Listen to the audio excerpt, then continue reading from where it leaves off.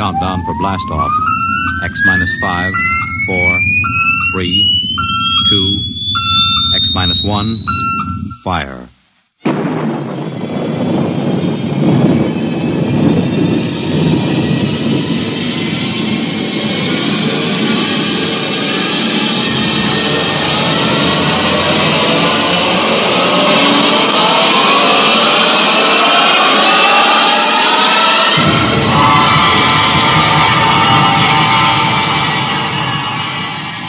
From the far horizons of the unknown come transcribed tales of new dimensions in time and space. These are stories of the future, adventures in which you'll live in 1,000,000 could-be years on 1,000 maybe worlds. The National Broadcasting Company, in cooperation with Street and Smith, publishers of astounding science fiction, presents X minus 1.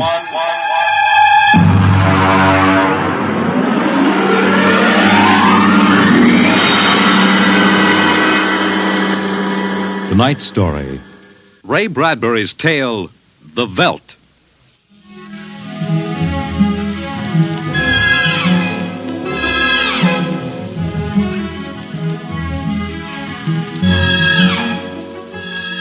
This is the office of Dr. David McLean, resident psychiatrist of the new Chicago Institute of Human Engineering.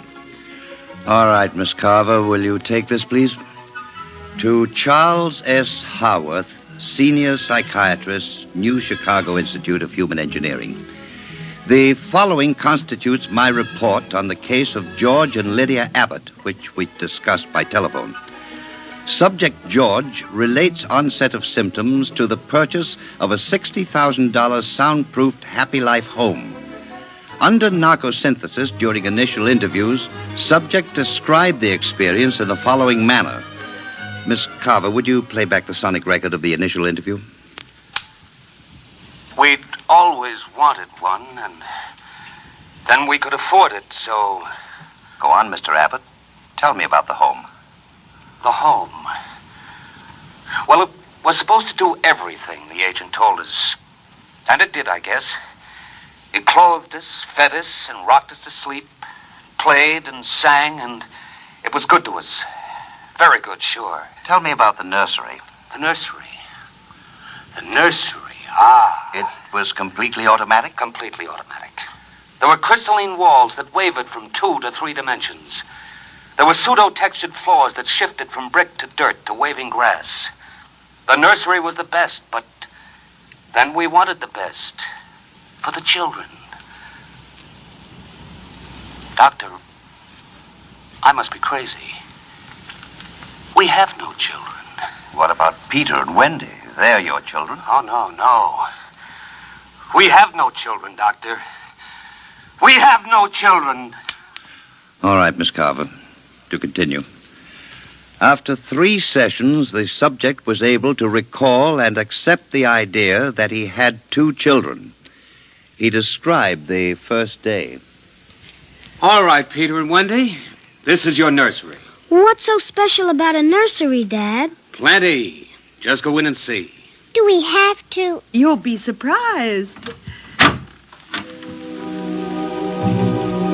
Gee. Go ahead.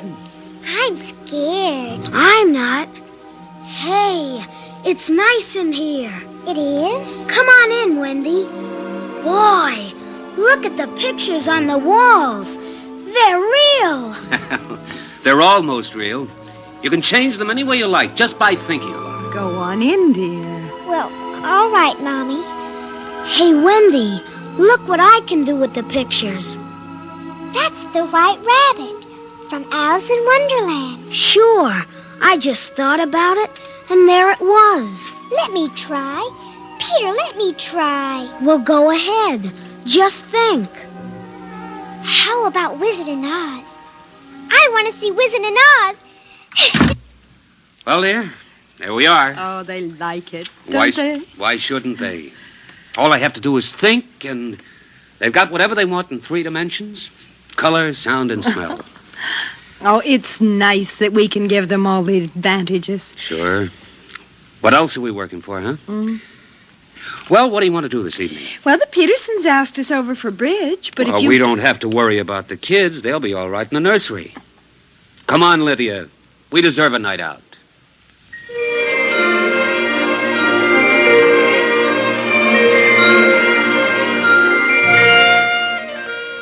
And in the nursery, the walls were a kaleidoscope of time and space and imagination. The green forest of Sherwood and the quiet forms of Robin and his merry men gave way to the roll of the high seas and the smell of salt in the air as Sir Henry Morgan sailed into the harbor at Jamaica. And behind the crystalline quartz walls, the vacuum tubes and grids and banks of metal image tape spun quietly and efficiently, erasing the line between illusion and reality. Of course, the electric bill from Consolidated Utilities was tremendous, but it was worth it. The happy life home breathed contentedly as life proceeded with soft automaticity as guaranteed in the brochure and bill of sale. George.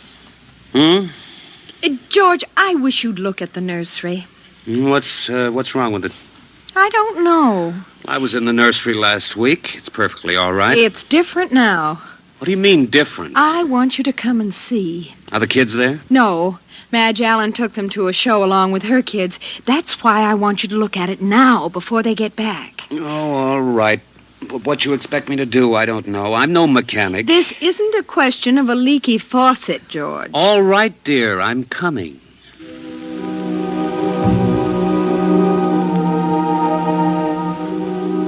The nursery light flicked on as they came down the hall. The relays clicked and the tubes warmed and chemical odor banks and pipes bubbled into life as they paused before the closed door. Go ahead, George. Open it.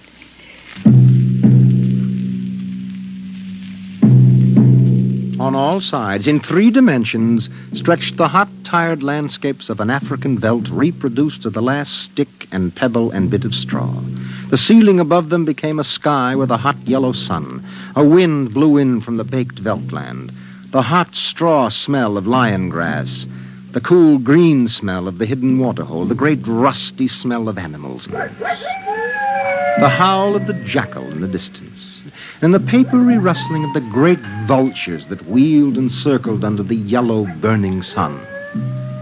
Let's get out of this, son. It's a little too real. Oh, George, you promised you'd look around. Well, I don't see anything. Wait a minute. There are the vultures. Filthy creatures. There are the lions. Far over that way. Yes, I see them. Well, they're on their way to the waterhole. They've just eaten. It's some animal. A zebra or a baby giraffe, maybe. Can you see it? Are you sure? It's a little late to be sure. Nothing over there but clean bone and the vultures swooping down for what's left. Did you hear that scream? What scream? About a moment ago. Sorry, no. Oh, here come the lions. George, they're frightening. Take it easy, Lydia. They're just illusion.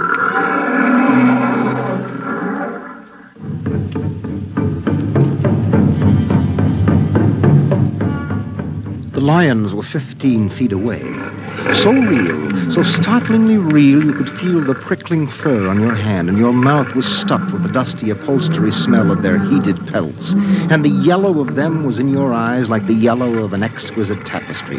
The yellows of lions and summer grass, and the sound of the matted lion lungs exhaling on the silent noontide, and the smell of meat from the panting, dripping mouth.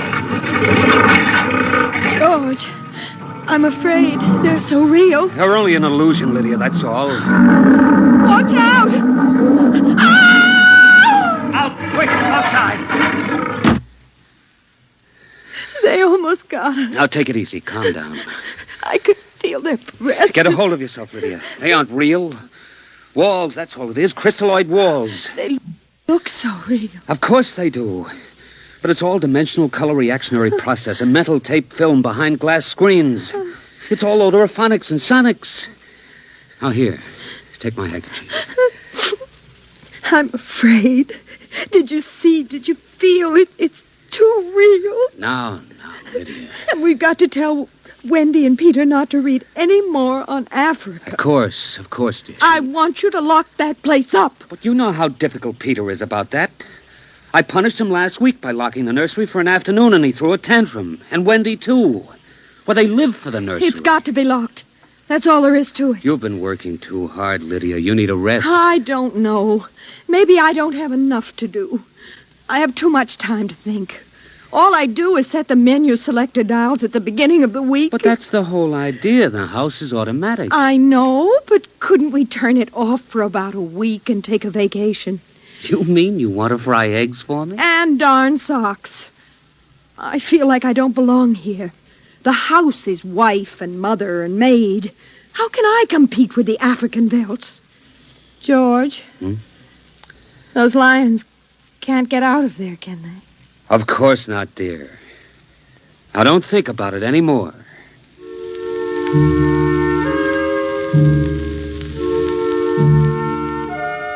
They ate alone. He sat idly watching the dining room table produce warm dishes of food from its mechanical interior. You forgot the ketchup. That's better. It wouldn't hurt to lock the children out of the nursery for a while. It was clear that they had been spending too much time in Africa. That sun, he could feel it on his neck still, like a hot paw. And the lions, and the smell of blood. Remarkable how the nursery caught the telepathic emanations of the children's minds and created a life to fulfill their desires. The children thought zebras, and there were zebras. Sun, sun. Giraffes, giraffes. Death, and death. They were so young. But long before you knew what death was, you were wishing it on someone else. But this, the long, hot African veldt, the awful death in the jaws of a lion, and repeated again and again and again. The children came home dutifully at 8:30. Hi, Mom. Hi, Pop. Hi. Darlings. Do you want something to eat, dear? We're just having dessert. We're full of strawberry ice cream. And hot dogs. We'll just sit and watch. Sure. Peter, tell us about the nursery. The nursery? All about Africa and everything. I don't understand. Well, your mother and I were just traveling through Africa with rod and reel. There's no Africa in the nursery. Oh, come now, Peter. We know better. I don't remember any Africa. Do you, Wen? Go run and see, huh? Sure, I'll be right back. Wendy, come back here. Wendy! Oh, she'll be right back, Pop. She doesn't have to. I've seen it. Come on. Sure, Pop, but Wendy'll tell us. Open the door. See, Daddy? It's not Africa. It's Florida. Like in Bambi. There go the deer. See? It isn't Africa. I see it isn't. Go to bed. But it isn't 9 o'clock. You heard me. Go to bed. Okay. Good night, Mom. Good night, Pop. Good night. Good night, dear. I'll be right in. Wait a minute, Lydia. Look at this. What is it? This is the corner where the lions were, isn't it? What is that you picked up? An old wallet of mine. There's a smell of hot grass on it. And the smell of a lion. It's wet with saliva. And it's been chewed. George, those smears of blood. Come on out. Now let's go to bed.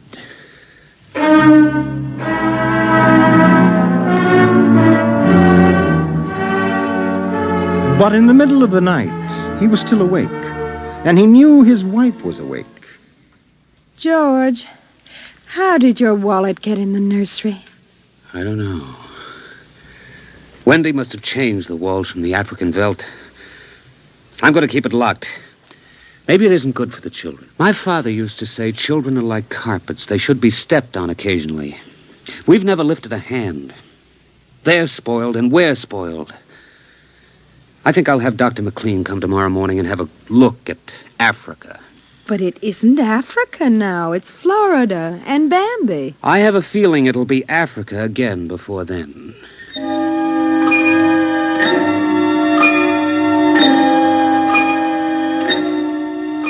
Although their automatic somno beds tried very hard, the two adults could not be rocked to sleep for another hour. A smell of cats was in the night air. And in the morning, the stove cooked French toast, and the dining room table poured the syrup and melted butter. Pop, Yes? you aren't going to lock up the nursery for good, are you? That all depends. On what? On you and your sister. We feel you should have some variety, dear. I wouldn't want the nursery locked up ever. Well, as a matter of fact, we're thinking of turning the whole house off for about a month. Sort of camping out. Be fun for a change. Now, don't you think so, Wendy? No, it'd be awful. I don't want to do anything but look and listen and smell. What else is there to do? Oh, all right. Go play in Africa. Are you going to shut off the house soon? We're considering it. I don't think you better consider it any more, Pop.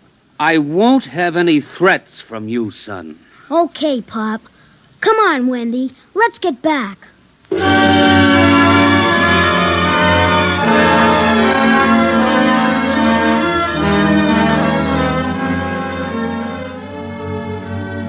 After breakfast, Dr. David McLean arrived. Oh, I saw the nursery last year, George. It looked all right to me. You didn't notice anything unusual? No, the pattern showed the usual violence, a tendency towards slight paranoia. All children feel persecuted by their parents. It's perfectly normal. There it is. Suppose we take a look at it now.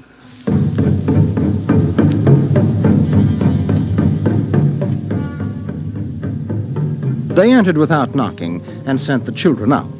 The screams had faded and the lions were feeding quietly under the trees. I wish I could see what they're eating. How long has this been going on? A little over a month. Certainly doesn't feel good. I don't want feelings. I want facts. George, a psychologist never saw a fact in his life. He knows about feelings. And this doesn't feel good. Now, my advice to you is to have the whole room torn down and your children brought to me every day for the next year for treatment. Is it that bad? I'm afraid so. You know, that's why the nursery was developed originally, to let us examine the patterns left on the wall by a child's mind. But what is it? What's wrong with Peter and Wendy? Well, it's hard to say. I haven't punished them more than average. Oh, I took away a few gadgets. Last week, I locked the nursery to show I meant business. You've let this room replace you and your wife in your children's affections.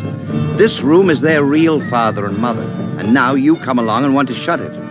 Well, you can feel the hatred coming out of that sky. George, turn everything off. The nursery, the automatic kitchen, the whole automatic house. Start now. But won't the shock be too much for the children? I don't want them going any deeper. Let's get out of here. I never like these rooms. They get me nervous. Those lions look real, don't they? I don't suppose there's any way... What?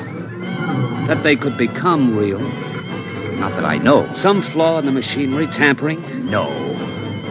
I don't imagine the room will like being turned off. Nothing ever likes to die, even a room. I wonder if it hates me for turning it off. Paranoia is thick today. Well, hello. Is this your scarf? It's stained. Brown. Blood. That's Lydia's. Come on, the main fuse box is out here. Right, go ahead. Pull the switch.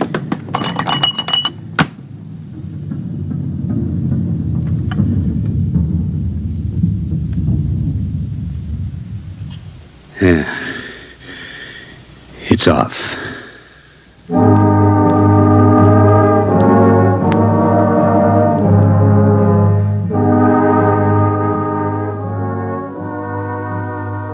The two children were in hysterics. They screamed and kicked and threw things. They yelled and sobbed and swore and jumped on the furniture, weeping. It's off and it stays off. The whole house dies as of now. He marched around the house, cutting switches and pulling fuses. Don't let them do it! Don't let Pop kill everything! I hate you! I hate you! Insults won't get you anywhere. I wish you were dead. We were for a long while. Now we're going to start really living. Instead of being handled and massaged, we're going to live. Once more, Daddy. Just once more. One more minute of the nursery, that's all. Just one more minute. Oh, George, it can't hurt, really. Oh, all right. Only shut up. 1 minute, and that's the end. Forever. Gee, thanks, Pop. Thanks. And then we're going on a vacation. Dr. McLean is coming in half an hour to help us out. Lydia, turn on the nursery for just a minute. Oh, boy. Come on, Wendy. Come on. Thanks, Daddy. Thanks a lot. Just 1 minute, remember? Now, where'd I put those suitcases? Lydia! Don't shout, George. I'm right here. Did you leave them alone in the nursery? Well, I've got to get ready, George. Well, I guess we'd better get them out of there before they get involved with those beasts again. Pop! Pop, come here! Daddy! Mommy! Come on, quick! Wendy! Peter! What's the matter? Hurry up! Open the nursery. Wendy! Peter! They aren't anywhere. Wendy? Peter? Peter! The door. Open the door. They've locked it from the outside. Peter! Peter! Wendy! Peter! Open the door, dear! Let us out, Peter! Open the door! It's time to go! Open the door! George! The lions! Peter, do you hear me? Open this door! They're all around us, George! Son! Son, do you hear me? Let us out! Son! George! Look out! The lions! They're coming!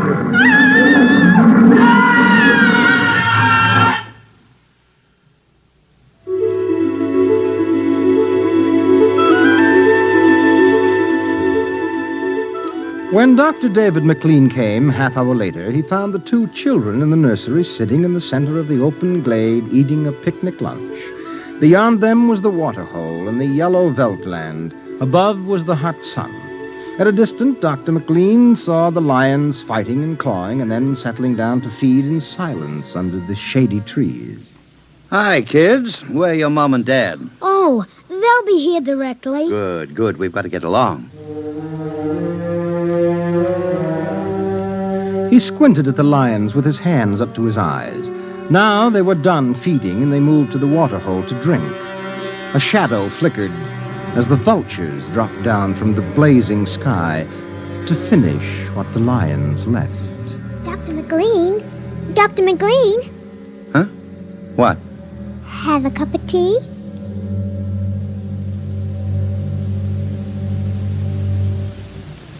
Which concludes my report to date.